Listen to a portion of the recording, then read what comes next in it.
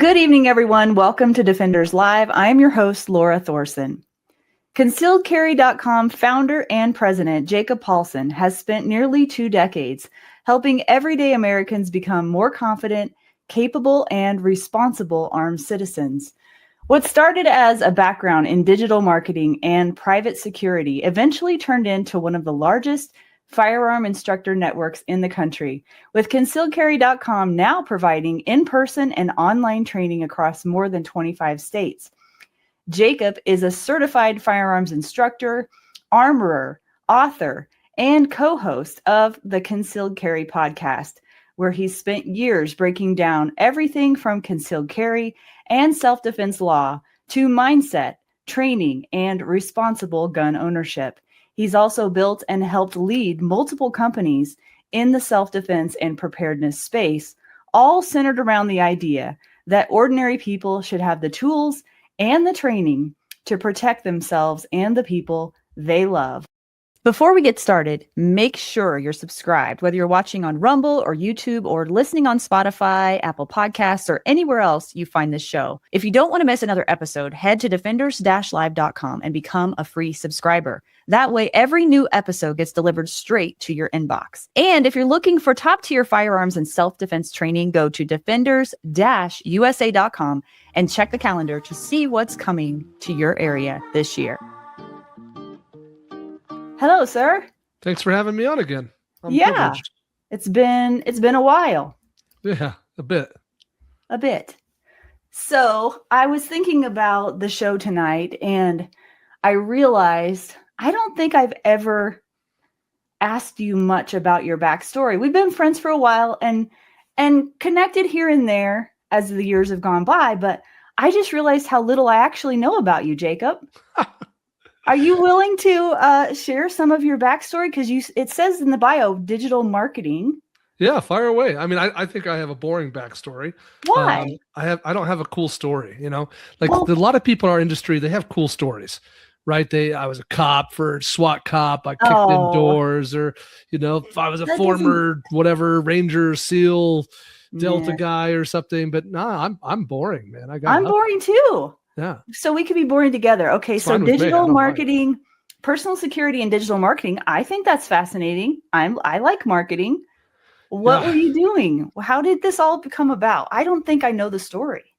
Well, I had a lot of old background in sales. So a lot of marketers come out of the sales world, right? So I was a salesman. I mean, I had sales jobs when I was in high school. Okay. And so I was always in sales, and then marketing became important. Marketing is the crux of every business. And this is more true today than it's ever been in history. Yeah. Because the internet has made marketing more necessary, right? Mm-hmm. If you were the only plumber, on the west side of town 30 years ago, you just got business because. Mm-hmm. But now, even plumbers got to be good at marketing.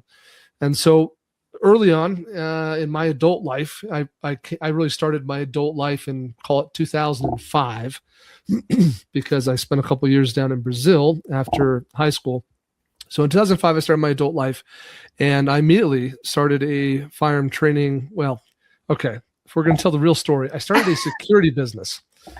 Okay. And I was trying to do executive and event and venue style security. I mean, the boring stuff, security guards who think they're important. And it was cheaper for me to become licensed, certified, whatever, to teach myself and my employees / contractors the necessary classes so that they could become licensed security guards, than it was to outsource that. Yeah. And so my beginning as a trainer really was an afterthought. It was just a way to save money in my security business. Well, the security business went bottoms up. It's a terrible industry. I don't recommend it to anybody. You're operating on terrible margins. It's a revolving door on the labor side. It's awful. I never would go back. But anyway, when that all went belly up, I said, well, I still can teach gun stuff, I guess. Like, I'm certified. I was a terrible instructor, to be clear. Like, I have no qualms in hindsight at telling you I had to have been the worst firearm instructor in the whole state of Utah, maybe in the country. But, a lot of repetition and marketing became a thing. I created a website and a buddy gave me, I think for Christmas or my birthday or something, he gave me the SEO for Dummies book. Do you remember the 4 Dummies books? Oh, I imagine they still exist. Mm-hmm. But anyway, I didn't even know what SEO was. And this must have been like, version 1. They've probably been through like 40 volumes of that book by now. But SEO for Dummies. And I was like, I don't even know what SEO is. So I was trying to figure out how to build websites, and I read that book cover to cover and decided marketing was going to be my thing. And so my firearm instruction business really took off. I mean, I was doing very well, not because I was in any way competent or capable, but because I was probably at that time like one of like 3 instructors in the state who even had a website. I was definitely number 1 on Google, and we just did really well. So that's really like my entry into the space we have now. That makes sense. I have follow-up questions though, but I didn't want to interrupt you while you're speaking. You're fine. So first of all, my question is, where did the security business come from? Like, why? What's the backstory on like how you even got into that space of like, oh, I'm just going to do security? And then also, why were you the worst instructor? Tell me why. Knowing what you know now, who was Jacob back then, and what? Yeah, maybe we can learn from this. Where did that come from? Again, I wish I had a better backstory, like maybe like some childhood trauma or something. Yeah, or did you think it would be cool? Or? I thought it would be cool. This was born out of like young years. If you'd asked 14-year-old Jacob what he was going to do when he grew up, he would have told you he was going to join the Secret Service. Oh, okay. So I had a fascination with this idea of self-defense and protection from a very young age. And this is coming from a household where toy guns were not allowed. In fact, I got in trouble once for turning a broomstick handle into a sword.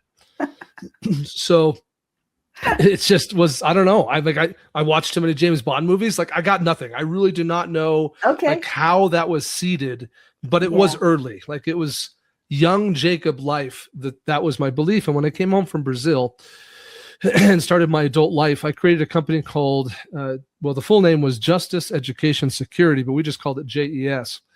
And Justice Education Security, the thinking was that these were going to be the 3 pillars of the business. Justice, and the idea was we would do bail enforcement. Education, the thinking being that we would be instructors, we would teach stuff. And security, which is the more obvious one. And so when I sat down with my brother and a friend who at the time were kind of business partners in that venture, we sat down and said, well, of J and E and S, like, where do we start? Which one has the easiest like entry point into the marketplace? And we just picked S. It was like, security, that'll be the easiest one. So that's what happened. In fact, I think I still own the website, justiceeducationsecurity.com. It's probably broken. But anyway, that was the entry point. Yeah. And why were you the worst instructor? I just was clueless. I mean, first, bear in mind, I didn't have a background with guns. So I think the average instructor, here's their backstory. I could write their bio for you. It goes something like this. Grew up with guns my whole life, respected them. Dad taught me when I was young, been a hunter my whole life, enthusiast, and probably was a cop. And now I'm retired and I'm a firearm instructor. And this is like 23-year-old Jacob, who's like bought my first gun like 6 months ago.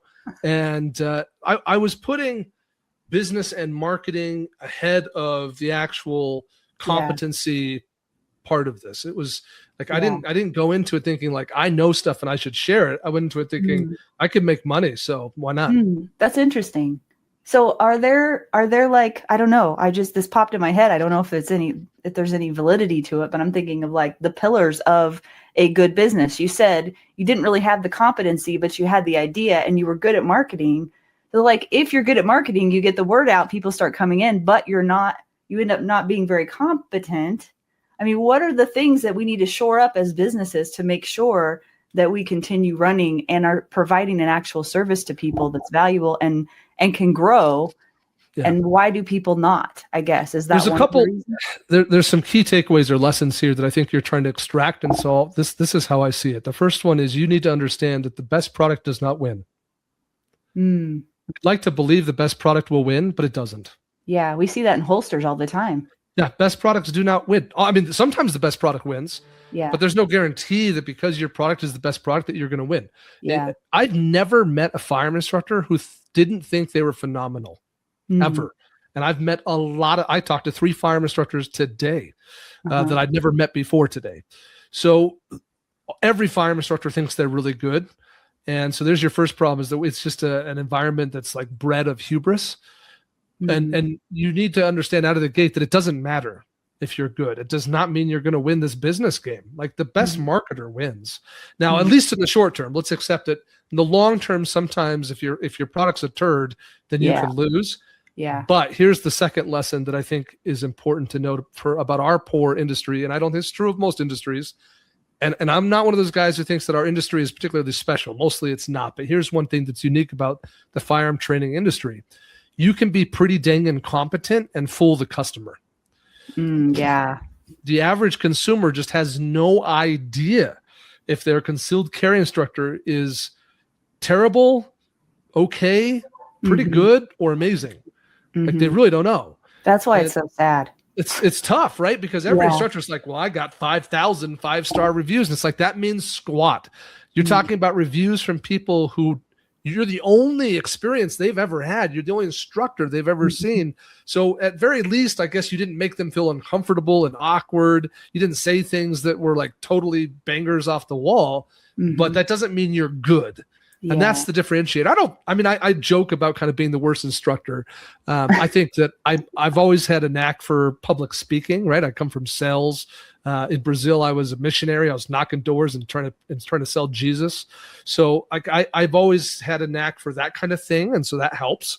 So I don't know that I was terrible. I just did not have, like, my subject matter expertise was non-existent. Yeah. But a good delivery can make up for a lot of lack of subject matter expertise.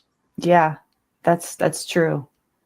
So there's a gap here I want to fill, and I know a lot of people watching already know what this is, but some of the people watching, and I always think about the people that are watching that are just curious right now. They might just be gun curious. They might not have ever taken a training class before, and I know what their question is right now. Their question is, "Oh my gosh, well, this sounds really important. So Jacob and Laura, how do I select an instructor? How do I know which one to pick?" Yeah, tough. Yeah. And because I've you written, can go on their website and you can see all these credentials, right? But they don't know what weight to give what things, or years of experience don't necessarily equate to a good instructor. So it's hard. I'm going to give you 3 potential criteria that will help you identify a good instructor. One is volume is more important than the rest. Ask the instructor or look to find out about their studenthood, not instructorhood. So instructors want to talk to you about their credentials. Well, I'm certified in this. I'm certified by this organization and whatever. As a novice, you don't know what any of that means or if any of that's valuable. And probably 80% of it's not valuable. And 20% is pretty legitimate. And you have no idea which is which, and you're not going to know. So the better question to ask is not about instructor credentials, it's about student credentials. Because what is clear and consistent and pretty darn proven is that good instructors are good students. So I would ask them about who they've trained with. And it's not that you're looking for certain names. It's more like if they can name names. I would ask when the last time was that they took a class as a student. Like, well, do you take classes? Oh, yeah, I do. Great. Oh, when's the last time you took a class? If the answer is, 8 years ago when I got my NRA certification, that's your sign. So that's the number one, is that good instructors are first and foremost, above anything else, they're good students. It's indicative of a lot of things. They're dedicated to their craft. They've had exposure to a lot of other instructors. And they're willing to invest their money, which must mean that they've been doing this for a while. So that's number one, is instructors are good students. That's the number one thing. If there's anything like that'd be the one thing to say, is find out about their training. What are they doing to enhance their craft? Second would be just time on the job. And time, unfortunately, you can't look at it in terms of years. You got to look at it in terms of students or classes taught. So someone says, I've been teaching these classes for 20 years. They're probably they have a higher potential of being a good instructor than the person who's been doing it for 2 months. That's just a matter of repetition. Repetition will make up for a lot of gaps in incompetency, right? Like even nuanced Jacob, who knew very little, Well, what happens when someone asks me a question I don't know the answer to? By the time the next class comes around, I'm going to know the answer, right? And then you get asked another one. And over time, you kind of stop hearing questions you haven't heard before because you've looked them up, you've researched them, and you know the answers. And now you've bred competence out of repetition. So that would be number 2. And third is that you could try and get somebody who actually knows stuff. Like, in other words, you need social proof. Not social proof in terms of random reviews on Google, but social proof from a Laura in your life, the Jacob in your life. Everyone's got a gun person in their circle, and there's different degrees of how competent that gun person is also. But if you can find the right person in your social circle, they can probably help you root out the best person locally. That's really, really good advice. I'm really glad I asked that question now. Thank you. Yeah, I've thought about that one a time or two. Yeah, I can tell. Okay, so you answered that one. What is, I don't know which direction I want to go for sure. I'll just go with my gut. You fascinate me, Jacob. Uh-oh. You fascinate me. Every time I've met you in person, you're exactly the same as you've been on camera, which doesn't surprise me. But you're extremely... Searching for adjective. You actually care about people. This is the sense I get from you. I could be wrong, but that's the sense I get from you, because the first time I met you in person, you gave me those gel things to put on my ears because I had a set of walkers and they just had the generic ones on there. And you're like, oh, you need these. You need these to put on here. And I think you gave me a huge discount on them, or you might have even given them to me for free. I just was like blown away. It was my first time ever out in public, like at a big event. I was at a Girl in a Gun National Conference. It was my first year there. I mean, I was walking in Adam's shadow. I was so petrified because I'm an introvert by nature. My husband says I'm extroverted, but I'm not. I'm actually just more extroverted than he is, but I'm also an introvert. And large groups of people, until I get acclimated, are just not my thing at first. I can kind of play it a little bit, but on the inside, I'm sort of freaking out. And you were one of the first people that I saw, and you just put me at ease, when I saw you. And then you were just so kind and generous to me right out of the gate. And it just really, I don't know why I was so surprised by that. Maybe I shouldn't be, but that's just something I'll never forget. And they say, that first impressions are really important or something. I don't know. There's a whole cliche quote about that, but those kinds of things people remember. And I remember that about you. And even on phone calls that we've had, you've been, you can outthink me. You can spin circles around me, Jacob, in thinking, you have this incredible mind, but you're always kind, and you always, like right now, you're letting me talk, even though you could say a million things. Like, that's the kind of person you are. Do you know what I mean? Like, I just don't find a lot of people like you. And I just want to say thank you for that. Well, you're welcome, I guess. I think we have, authenticity matters, but more important than authenticity is brand. None of us choose our brand as a brand. We just are who we are. Yeah. And if we're authentic, then that becomes a brand. Right. And so that's how I think you have to think about that. Mm-hmm. I remember this commercial. I'll never forget this commercial. It's probably from 1995 or something, but I'm sure we could find it on YouTube. But it's probably about a 30-second commercial, because back then all commercials were 30 or 60 seconds. And it showed all these kids, like young boys, playing basketball. And the more you watched it, the more you started to recognize that the way they were moving, the way they would dribble, the way they would shoot the ball, the way they chewed their gum, the way they bob their head, they were all mimicking Michael Jordan. And at the very end of the commercial, Michael Jordan's standing there, and these kids are all on just some street court, in the neighborhood, and it's a Nike commercial. It throws up the Nike logo, and as far as I'm concerned, Nike hates America. I'm not into Nike anymore, which is quite tragic. We could get into that. Yeah. But it taught me this dumb commercial taught me this huge lesson about branding. And so when I hear you describe that experience, I think about it in terms of like, well, what's my brand, right? Like for better or for worse, I meet a lot of people who have listened to me on these videos or on my podcast or whatever the thing is. And so when they meet me in person, they have an expectation based on a brand that I've built, for better or for worse, intentionally or unintentionally. And I think we all have to think about that at your job, with your family. And I think that my brand with my kids is not the same as my brand with people I work with. And sometimes I think it's worse. Like, man, I put too much time into this and I need to be a better father, right? Like, I don't know that my kids know the Jacob that I wish that they knew. And that's on me to improve as a father.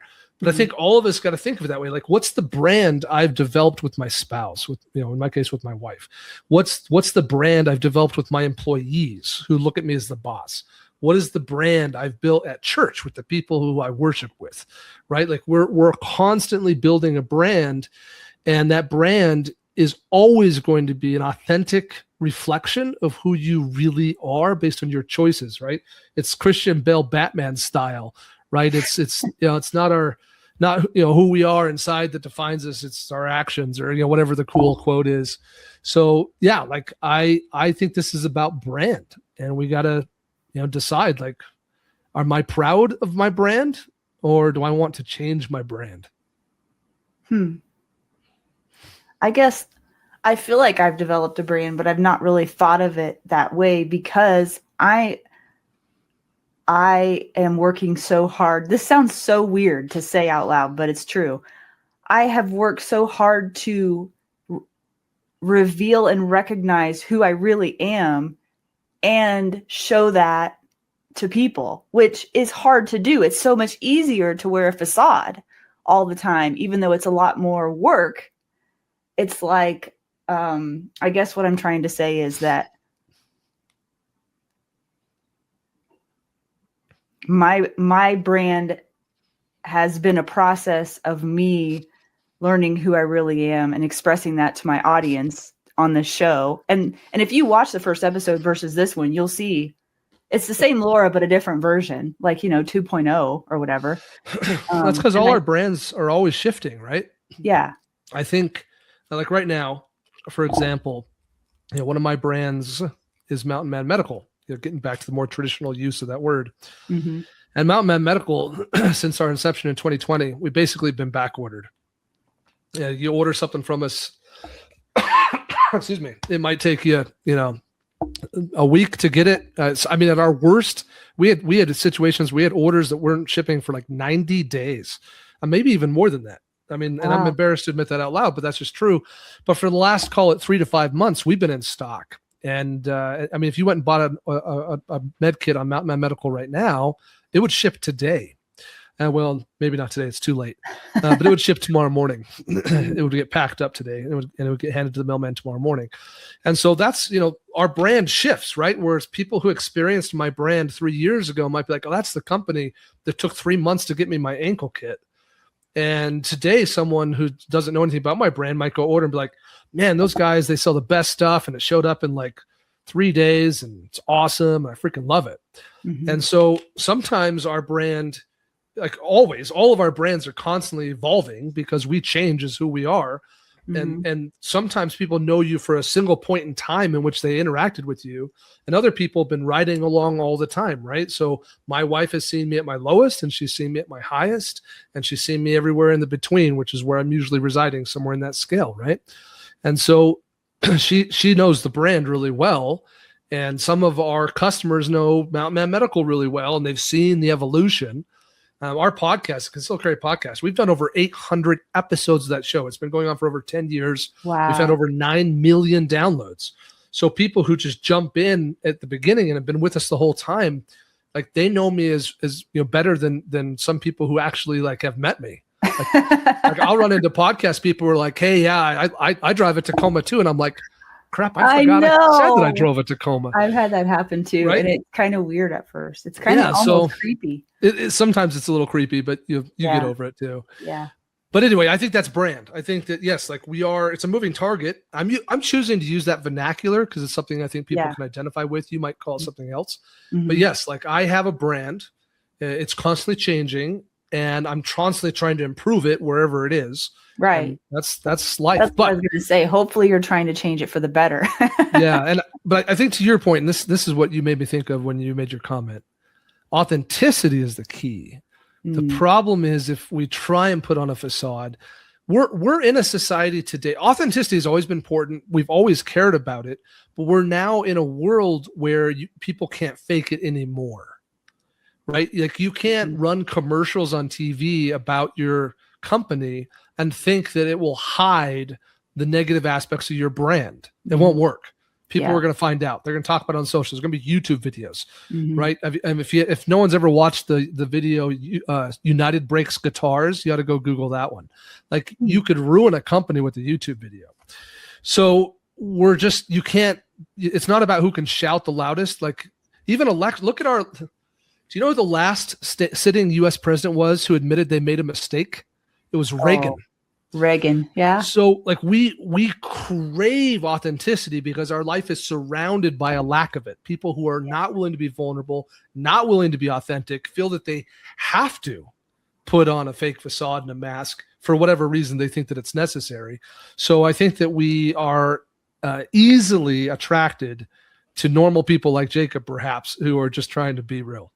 I am. I mean, I don't know. I can easily, in the blink of an eye, just scroll across anything that just feels fake to me, and it annoys me. And I see more of that than I do see of authenticity. And so I'm glad that you said that because authenticity, I think to some people has been like a bad word, and because for me, at least, to be completely authentic, I have to have a touch of vulnerability to do that. I have to admit when I'm wrong. I have to show a little bit of emotion here and there. And to some people that makes them uncomfortable. And so I used to hide that, which I don't hide very well, but I used to try to hide that. And I just came to a point where I was like, I'm just going to be who I am. Yeah, I can't live not who I am. So here's a book for the audience, and this book would go on Jacob's list of like top 10 books that changed my life. We have to grade a nonfiction book not on how interesting or entertaining it is, but on how much it changes the way you live your life or perceive the world. And so this book would be on the top 10 of that list for me. The book is called Mistakes Were Made, But Not By Me. Never heard of that one. Fantastic read. I mean, it really altered my way of seeing the whole stinking world. Really? And mistakes were made, but not by me. I can't remember the author's name. And I think it's two authors. It's, they're probably psychologists or economists. What was it about that book? What was the key? It's about this idea of authenticity, but more so it's about honesty and like being willing. It's in fact, the scientific basis of that book is cognitive dissonance. So those who are familiar with dissonance theory would identify with this book very quickly. This is the book that introduced me to dissonance theory, DISSONANCE, dissonance, I think so. So cognitive dissonance is this idea, I'll put it this way, and this is probably terrible. Some scientist will be watching your show and be like, this Jacob guy doesn't know anything about it. But here's how I would try and describe cognitive dissonance. That it probably the number one thing that humans are most skilled at is deflecting information that we receive, input, data, that is contrary to our existing beliefs. Like we're just really bad at that. Like we're hardwired, aren't we? Yeah, to do that it's way? like I believe this, and you've just presented me with information that says what I believe could not be true. Therefore, I need to dismiss out of hand or find a way to justify and explain that data, that info, that input in a way that allows me to maintain my belief. That is our number one skill as Homo sapiens. And it's terrible for humanity. It's terrible for the individual. It's terrible for communities and societies and families and groups. It's just, it is. There's a lot of that going on right now. It's the foundation of evil, frankly. Yeah. Like because it ultimately is about pride and ego. Mm-hmm. So this idea that we have to be willing to question our own beliefs is at the root of this. And anyway, I could keep talking. You went deep on that one. Yeah, go read the book is the answer. Like it'll change your life. I love that. Thank you for that recommendation. If you've been listening to Defenders Live and something in you knows it's time to go deeper, not just in your training, but in your life, become a paid subscriber of Defenders Live. Each month we meet for a live group call, having real conversations about physical growth, emotional discipline, and spiritual strength. You'll be part of a growing community of people just like you, committed to becoming true defenders of life and of their families. This isn't about being perfect. It's about showing up, doing the work, and not doing it alone. So go to defenders-live.com and become a paid subscriber and take your next step toward becoming the kind of defender this world desperately needs. So let's switch gears here for a second, because you were talking about branding or brands. You have a lot of brands. Will you, for those that don't know you, will you talk about the concealedcarry.com umbrella? I think that's the umbrella, right, for all the brands? Or no? Yes. Am I wrong? Okay. You are correct. Okay. So then, those who are watching the video, I just switched cameras. So if that's weird, sorry. So Concealed Carry Inc. is the legal term on paper, but the brand is concealedcarry.com. And concealedcarry.com is the mother brand. It's the mothership. But as we've over time expanded who we are and what we do, we've generally erred on the side of creating new brands to be associated with different elements of our business. So for example, KSG Armory Holsters is a holster brand. We make holsters. And so the decision was made like, hey, let's not incorporate that into concealedcarry.com. Let's make that its own thing. So at concealedcarry.com, you're going to find evidence of all of our brands, right? Like we have an online store where we sell all of our products from all of the various brands, including other people's products too. Like we don't just sell our own stuff. But then obviously those different brands are going to have their own legs, their own websites, their own logos, etc.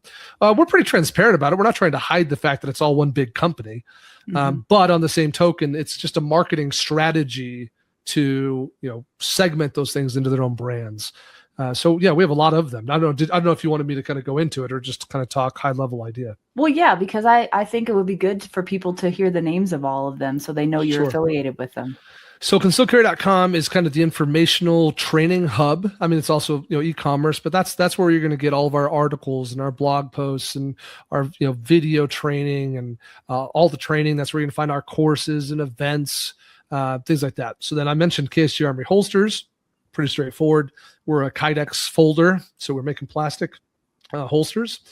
And then you have Mountain Man Medical, which I already mentioned. So we are purchasing, sourcing, name brand proven, top of the line field emergency medical supplies, packaging them into bags or kits and selling them for less money than everybody else. Then you have Barrel Block. Barrel Block is I'm holding one. I've been holding one this whole time. It's my fidget spinner today is this Barrel Block on my desk. So Barrel Block is a dry fire tool. It's actually a set of tools, but you install it into the gun very simply through the ejection port, and it renders the gun inert. So it's just a way to make the gun fully, completely safe and incapable of chambering or firing a round. It comes with these little accessories called mag blocks that make it, you can kind of manipulate and cycle your gun in a way that's a little bit more realistic for the sake of getting good training reps in what we would call dry fire. So, at-home practice and manipulations without ammo. And then let's think. I got where I've gone. Okay, Ready Up Gear. So readyupgear.com. So that's kind of our range accessory brand. So you mentioned like those soft seals, those like gel ear pads for your earmuffs that I gave you that one time. Range bags, dummy ammo. Our dummy ammo is probably the most like notable thing we make at Ready Up Gear. It's really good. It's like the Cadillac of dummy ammo. But yeah, lots of range related kind of gear and accessories. Range Tech shot timers. So we're a manufacturer of a shot timer. For those who are unindoctrinated, that is a device that hears gunfire and measures the time between said shots. So it's just a way to measure speed of shooting. I'm trying to decide if that's it or if I've forgotten one. We also we are the caretakers of EDC Belt Company. So that's not our brand. We don't own it, but the person who does has basically contracted us to run that company. So EDC Belt Co. We're manufacturers of a nylon, everyday carry, gun supportive belt. And so it's a big deal. We care a lot about that. I might have gotten through go to your website and literally not just learn, but buy almost everything they would need gear wise. We hope so. That's pretty intentional. Yeah. Glock E-Trainer. So that's not our product, but we have the exclusive US distribution rights to a product called the Glock Easy Trainer. Dry Fire Pro Shop. So that's a brand, though it's not its own set of products. It's just a e-commerce website dedicated to dry fire tools and products. Yeah. Wow. I think that's now it. I see why you asked me, do you want me to go into it? Yeah. It's a bit of a list. That's a list. Wow. But one of the things that you talked about, I think you mentioned maybe, was on the concealedcarry.com website is that people can look up videos, but they can also, you have an event that you hold. Is it every year you hold an event, a conference? Yes. Yeah. Could you speak more to that? Since 2021, we've been putting on this event called the Guardian Conference. The Guardian Conference, speaking of authenticity, so the real way the Guardian Conference was born is we basically sat down and had one of those, I call it come to Jesus meetings as a business, where you say, hey, this is our mission statement that we claim is the thing that we're in business to achieve. Are we doing it or not? And basically the answer was no. And so the Guardian Conference was born out of the need to stay true to what we said we were about. So we just felt like we were falling short on our deepest purpose and passion and belief, what many would call a mission statement. And so from that, we decided, hey, let's put on this event. So the Guardian Conference, guardianconference.com, another website. Don't ask me to tell you how many websites I own. But anyway, just Guardian go to Conference. concealedcarry.com, you can find all of it. Yeah, that is the answer. Yeah. So, this year will be the 6th year because 2021 was the first year. So it makes it really easy to count. We've done it every year since 2021. So this will be year 6. And it's a 3-day training conference. So people are generally familiar with conferences from whatever industry or profession you're in. This one's a little bit different because it's not just a bunch of ballrooms with presenters that you choose which one you want to wander into.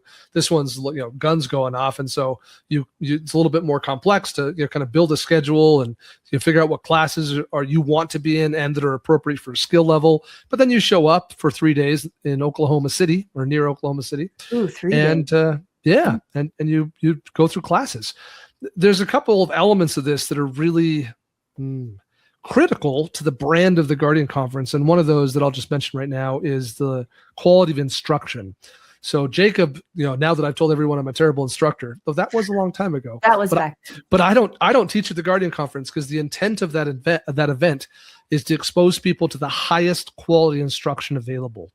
So we're bringing in, 12 to 15 instructors every year for that event so far. And those instructors are coming from a list that I call the A list. That's an internal word. There's no actual A list of instructors on the internet that I know of. Mm-hmm. But this is just a list that we built. We basically sat down and said, okay, who are the A-level instructors? Who are the guys and gals that are the top of the top of the top? And we made that list, about 50 to 70 names on it. It moves a little bit. And from that list, those are the people we're trying to invite to come to the Guardian Conference every year. And so it's, you're getting access to the highest quality instruction that can be delivered. And when is this usually? So far, every year, it's been the 3rd weekend in September. So this year, that would be September 18th, 19th, and 20th. So someone that people on this show particularly would be familiar with that will be teaching there this year is Adam Winch. So last year was Adam's first year at the Guardian Conference. We were really honored that we were able to make that work for him and for us. And he did a great job. The downside, if there's a negative of the Guardian Conference, it's that it is not an immersive experience. So traditional gun school, that's just my idiom for gun classes that you take. Traditional gun school is an event, is an experience where generally you're spending 8 hours, so one day, up to maybe as much as 3 days with the same trainer, generally on the same topic, and you're going deep with that instructor on that topic. That's how normal gun school works. The bad news of the Guardian Conference, I also think it's good news. It's just, pros and cons. But the Guardian Conference is not an immersive experience. You're not with any one instructor for more than 4 hours. So it's more of a, experience where you're getting exposed to a lot of information from a lot of different experts in a short period of time, but you're not going deep on any topic because it's just not the nature of what the event is intended to deliver. Okay. I had more questions for you, and then it was about that particularly, and I forget what it was. Yeah. I have so many notes now. So it's 3 days in Oklahoma City. Is it going to be the third weekend in September this year? You don't know for sure? Yep. Okay. No, it's locked in September 18, 19, and 20. It's in Arcadia, Oklahoma, technically, but if you don't live in Oklahoma City, you just need to know it's in Oklahoma City. That's good enough. For those of you who are in Oklahoma City, you're like, well, where exactly? It's at the Oklahoma City Gun Club, which is northeast of the metro by a hair. Can people go to concealedcarry.com right now and check out all the details for that and sign up? Yeah, the most direct route would be to go to guardianconference.com because that'll just get you right to the event stuff. But you'll have info there about we have group rates at hotels that are nearby. You'll find out, some people have questions about meals. Meals are included, but you can get some rough idea about what meals are included. Gear, what do I need to bring? So that website's got a lot of information about what gear you probably need to have with you when you come to that event. Travel, what airport would I fly into? Things like that. You can get a sense for the classes that are going to be available. Hopefully in about 2 to 3 weeks from now, you'll be able to see the exact classes. I was looking for who the trainers were going to be this year. So right on the homepage of that site, you'll see who the trainers are for sure immediately. Oh, okay. There's one inaccuracy that we're about to change. We had somebody who we were planning on who's not going to make it, and we haven't updated on the website yet. But more or less what you see there is who's going to be there. And you can see last year's courses that were offered as well if you go to the right page on the webpage. The idea is to offer all sorts of self-defense things with an emphasis on handgun defensive skills. But we have combatives classes. This year, Cecil Birch is coming. A lot of people who listen to this may not know who that is, but Cecil is amazing. He's going to, you're not going to roll on the ground with the guy. He's not going to put you in a chokehold. You'll stay on your own 2 feet. But in a couple hours, he's going to give you some legitimate, viable defensive foundational skills if you have to go hands-on with an attacker. So combatives. We have legal classes. So this year, Don West and Sean Vincent and Jennifer Chance, it's kind of the legal advisement team from CCW Safe. They're going to be coming to the event this year, and they'll teach, last year they taught a brandishing class. It was fantastic. But for those who don't know, Don West is the guy. The man. He's the man. He was George Zimmerman's attorney, to give you some sense for the level of experience and credentials he has. But he spent over 30 years defending defenders in court, and he spent the last 10 years dealing daily with incidents of self-defenders because he's the national trial counsel for CCW Safe, and he's the guy who answers the phone when you call if you have a legal issue as a member. So he's good. Do you guys have, I assume you have vendor booths there too, or limited. It's not like some of the other events like this you might be familiar with. So we might have 3 or 4 vendors there. We'll have a coffee guy. He's great. Iron Soldier's coffee. He's gonna make really good coffee. He'll sell you coffee. Coffee is free, but you can buy the beans or whatever from him if you want to take some home. That's funny. We've had other vendors from time to time. Last year we've had companies there maybe selling eyewear or earwear or belts or rifles or ammo. We've had vendors from time to time, but it's not like a ton of vendors. There might be 2 or 3. Okay. There are event sponsors. And so you'll see a lot of signage from various sponsors. HK is a title sponsor, a VIP sponsor, Taurus, Hollow Sun, Surefire. CCW Safe is the presenting sponsor. Yeah. I wanted to tell you too, I really enjoyed the videos you guys did at SHOT Show this year. I thought they were really well done. The interviews were fun to watch. Yeah, we put a lot of work into those. They are a pain in the neck. I bet they are. It's funny. It'd be really fun to go back and count how many videos we've filmed at SHOT Show over the years. I think I've been to 10 SHOT Shows now, and wow, yeah. So then one of the things I noticed when I was on your website was that you have this thing called Guardian University, which is like, it feels sort of like a YouTube all within your channel. Rather than going to your YouTube channel, you have like archived thousands of videos all in one place. Could you speak more to that? Yeah, well, and way to serve it up, because as it were, now Guardian University includes Defenders Live. So what basically happened was we felt like the video content experience on our website was fragmented and, well, crappy. So we looked at that, and for context, you have to understand that there's kind of three different types of videos on our site. The first type are videos that are part of a course. We sell courses, like we have a home defense course that's 8 hours long. We have a gun malfunction clearance course that's like 3 hours or something. So you have those videos, which are generally purchased directly when you buy a course. And then you have member-only videos. We sell membership, and those members get access to all the courses, but they also get access to videos that are exclusive to members. And then you have the third type of video, which is kind of the public stuff that generally ends up on YouTube as well. And so that created a very fragmented experience. And we looked at that and said, this is not good. Like, it's just not functional. It's not working. People can't find the content that they want to find. It's confusing. It's in different plots, different things on different parts of the website. So yeah, we created this thing called Guardian University. And it's still a little bit of a work in progress, but it's really optimized for this purpose. Like when you go to Guardian University from concealcarry.com, it'll look like you've gone to a whole different website. You haven't. You're still the same place. But the idea is to kind of create an experience that is optimized for this purpose, not for anything else. And so, like it kind of looks Netflixy until you watch a video, and then it looks kind of YouTubey. Yeah. And it's just really functional. And as mentioned, we're working with some third-party content creators that we trust, who we think are making good content. One of those, of course, is this show, Defenders Live. So at the top of Guardian University, you can click on shows, and you'll see it there, along with other shows as well. Some, of course, which are internal, our own, and others from other trusted partners. I'm really excited about that. When you called me about that, I just very honored. Thank you for including me.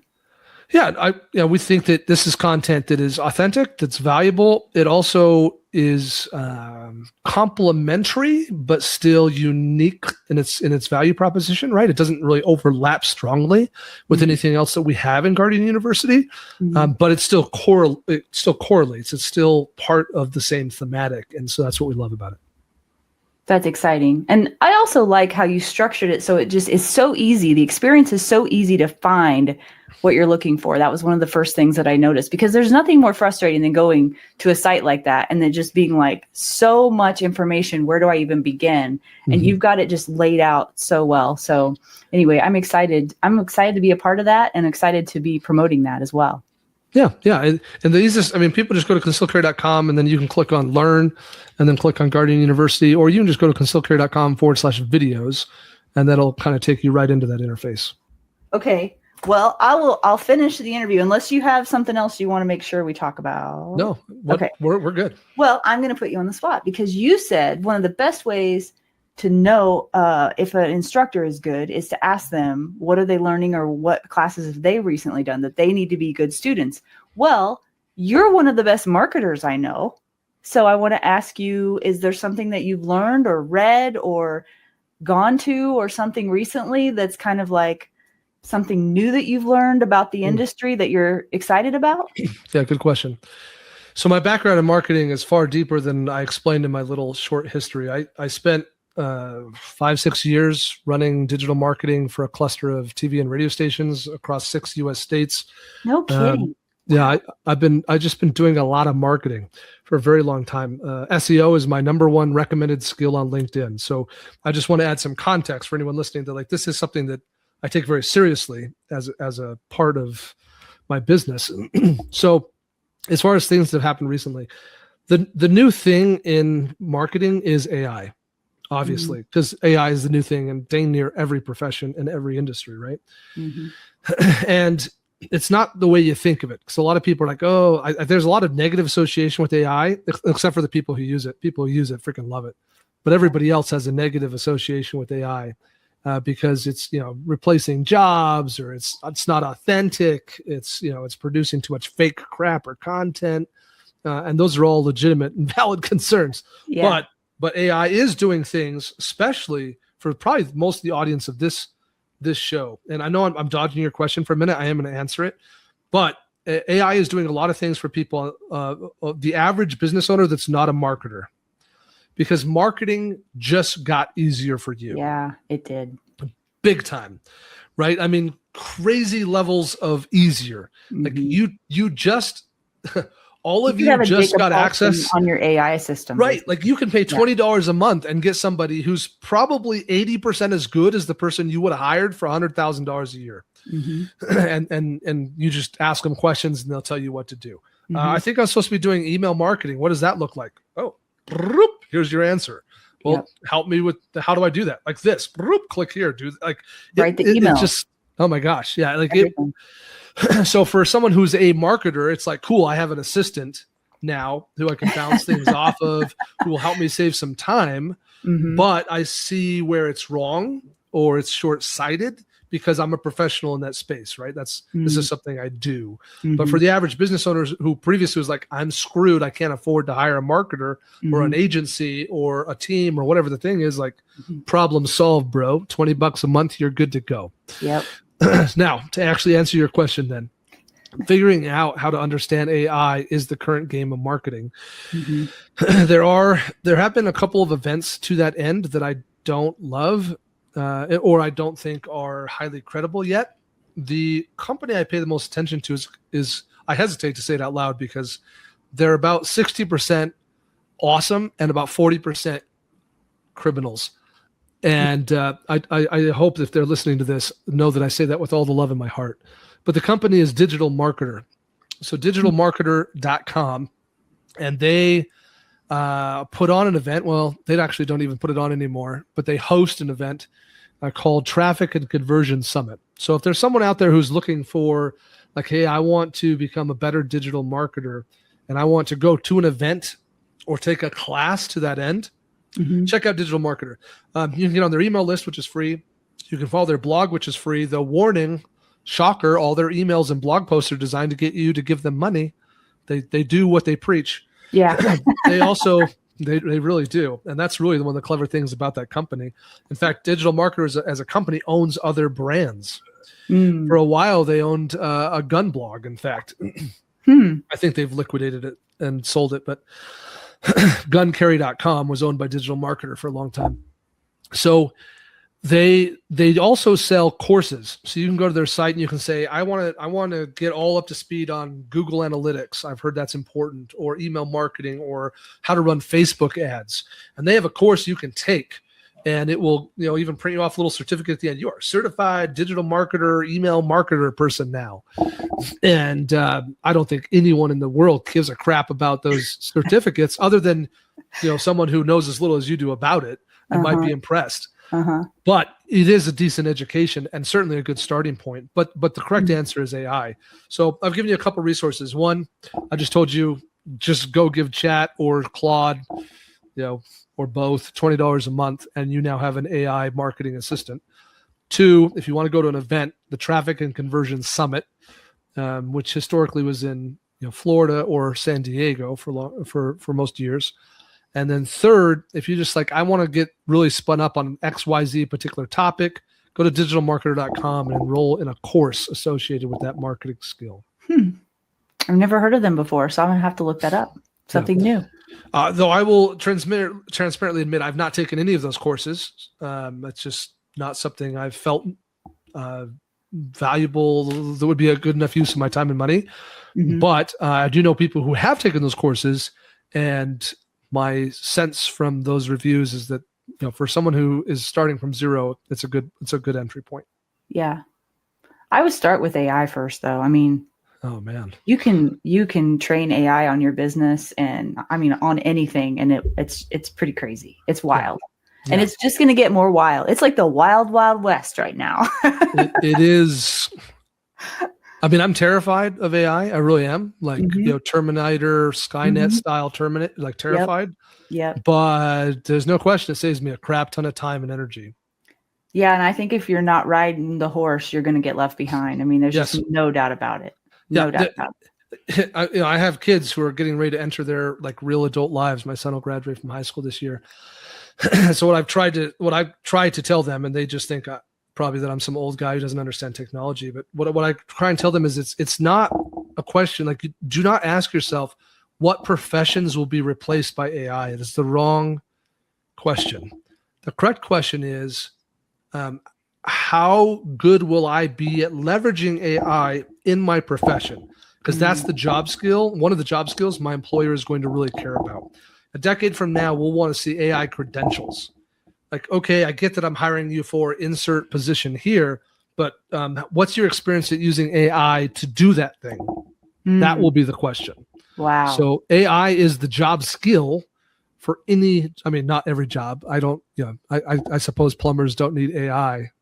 No. I'm trying to think. There's certain jobs AI won't affect. Yeah, I hope not. Yeah. Not much anyway. But for most of us, certainly, if you're doing anything that's at a desk or a computer, how good are your AI skills? Because that will become quickly relevant. How quickly the world is changing. Yeah. That means we have to change with it, whether we like it or not. Bingo. Yep, whether we like it or not. Any final thoughts, Jacob, before we leave? Is there anything that we left out? I think we covered all our bases. Yeah, I would just encourage people to, from this conversation, I guess what I'm leaving here with, like, what are my takeaways from this? I'm thinking more about my brand, thinking more about my relationships with my family, my employees, and I'm pondering on the story you shared about meeting me for the first time and what that looks like, and what am I doing as a person to support and help other people to be a better builder of humans. Yep. And so I think that those are my main takeaways from this conversation, right? Like, what's this about, and how am I going to go evolve and build my personal brand? Yeah, I think for me, it reiterated to me that for me, it feels like business is just all about relationships. It's people and relationships at the end of the day. And I'm all about that. I love that. So I can say that I don't really love business, but I love people, most of them. And and so if that's what it's about, if that's what brand building is about, is connecting with people and being authentic in who I am, I can do that all day long, Yeah. So, well, here's one last thought along those lines. And I'll give you a book to go with it for those people who think that books are good like I do. The book is called Start With Why by Simon Sinek. And it's a pretty big deal book now. Like these days, I think everyone, if you haven't heard of Simon, then I dare you to type him into a computer and then see if you can avoid all the reels on Facebook. But Start With Why. The main thing it teaches us in this application is that when you identify your deepest purpose, passion, and belief, and your actions are congruent with that deepest held passion and belief, which, by the way, your actions are always congruent with it.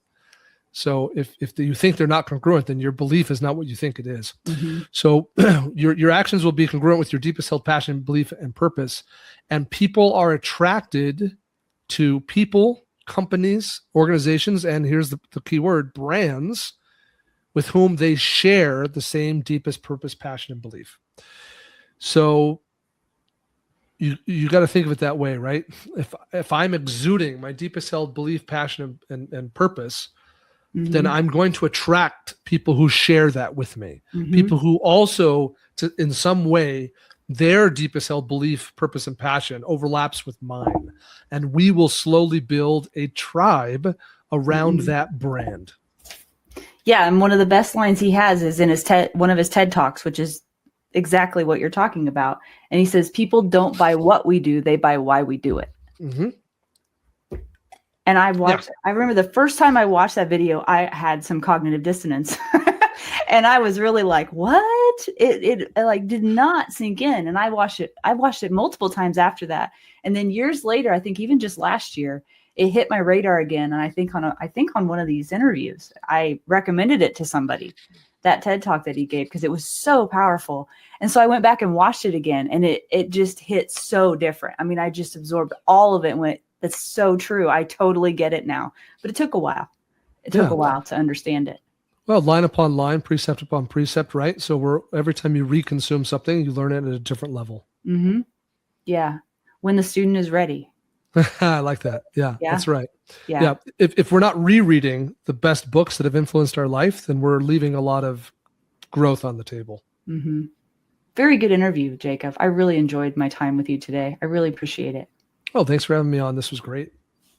You guys go check out concealedcarry.com, look up Concealed Carry Inc. on Facebook and Instagram, and make sure you go to guardianconference.com and check out their event that they're going to be holding in Oklahoma City in September.